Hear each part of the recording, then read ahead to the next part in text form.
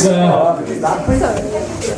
was under the promise that he was going to uni, but he's decided to stick around for one extra week, just to please our ears. So, everyone give a very, one last time, warm welcome to Mr. Dominic Berry. Many bearded men with old, toothless grins sit eternal along the quayside, addling their grockle-weary features with clouds of pipe smoke. The bric-a-brac shops are disjointed through the streets, whose tarmac surfaces offer a delusion of modernity. A brand new 1980s sofa patterns a shop window. Inside a woman, her skirts tucked unwittingly into pants, her frizzy hair cascading pendulum-like. She points to the sofas and proclaims they are all the chic. Rage plays no part. The phrase is yet to be dreamt by the 1990 children, so chic has all there to itself. On the high street, the patch and parrot holds out for now, dingier and layered with time-forgotten dust. The grimy tankards add extra pungency to their local Molotov brews. The film house echoes Moonlight Sinatra, and Deirdre and Gladys stalk slowly along a boulevard of hip replacement banners. The London Brogues see this town as an idyll of time forgot, a mere museum in which the waxworks curtsy and serve ice cream. They laugh derision at our long-forgotten interiors, our hilarious kaleidoscope carpets, and our known antiquated lawns. They would show us the meaning of chic, and we would rage against it. For hellos and good mornings spring eternal from the cobbles. Strangers smile politely, and no one rushes, ever late, from house to school run, to tube to work, to lunch break to work, to tube to fast food dinner, to death. And children, they are not ushered into school through a prison perimeter fence, or frisked by their form tutors during register. The North Devon Journal headlines, residents up in arms, dog poo scandal. The Metro or the Daily Standard publish grimmer tales.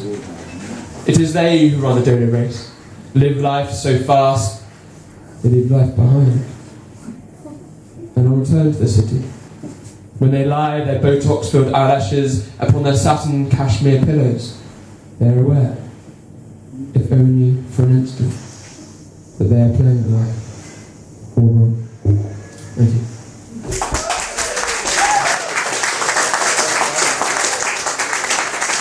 It's always a good start for a local one to get the crowd vaguely interested.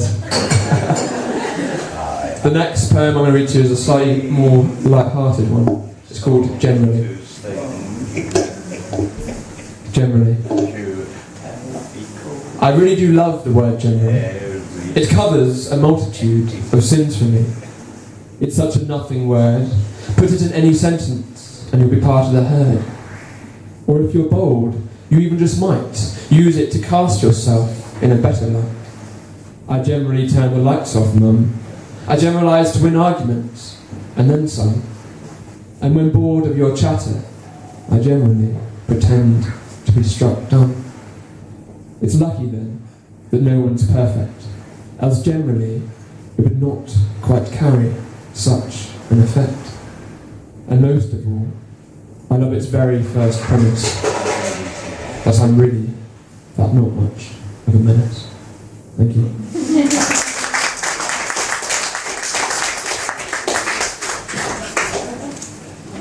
Okay, next I'm going to read you a poem called Child Prodigy. It's a little bit dark, but hopefully enough of you here to appreciate that. Child Prodigy. Screaming out the need to be noticed. Perfect pirouettes follow sensational somersaults. Poignant pose and dazzling duet. First by miles, what elation, what pride, what sacrifice, what scorn. For it's their childhood they mourn. Pushed aside, put to rest the Sabbaths for Jim, not Sunday best. Everyday rigour, toil, strife and sacrifice, less time with Lego, friendships forgot. And for all their acrid, false smiles, the parent screams loudest. Melancholy melody, poisoned pirouette, sacrificial somersault. It is they who choose the beat, the clandestine pitter-patter of their children's feet. An echo now, nothing more. The willing creation of a vacuous poor.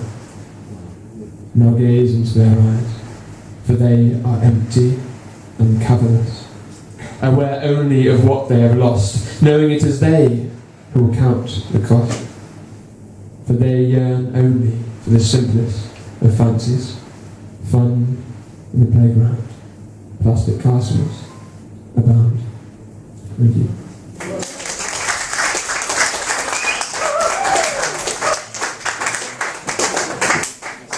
One more, and then I'll put one poem to request. This poem is called A Fault of Knowing.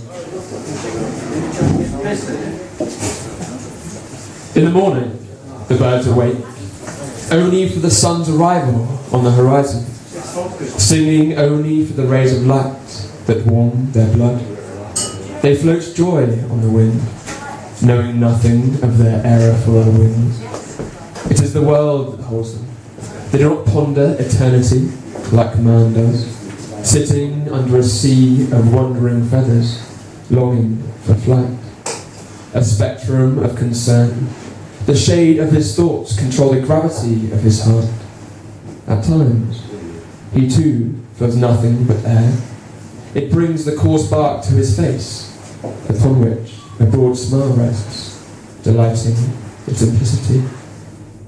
And yet, he can also capture the concept of forever, hold both its beauty and its terror in one hand.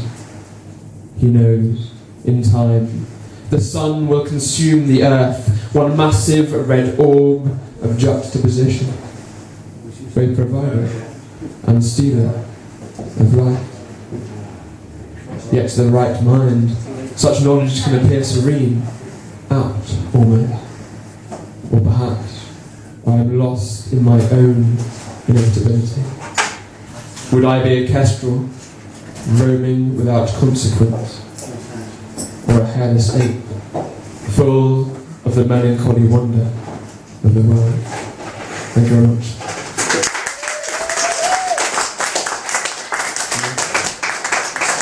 Any requests? Any requests? You want seagull? You want seagull? Yeah. Okay, we'll do seagull. It's called Gulls and Me. If not a seagull, but a swallow, were to alight upon your arm and ask in verse for a sliver of a chip, would you say no?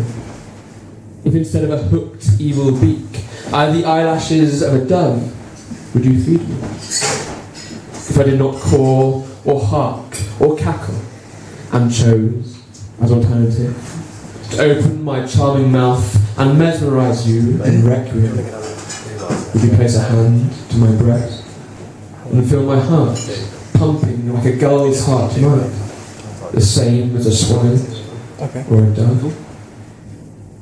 Ah, the shallowness of all, and all they beg for is one miserly chip, and all I beg for is my own survival on the streets where wretched gulls sweep, trying to steal my last chip, found only in the waste bin of the city and the sea. Thank you very much, ladies and gentlemen.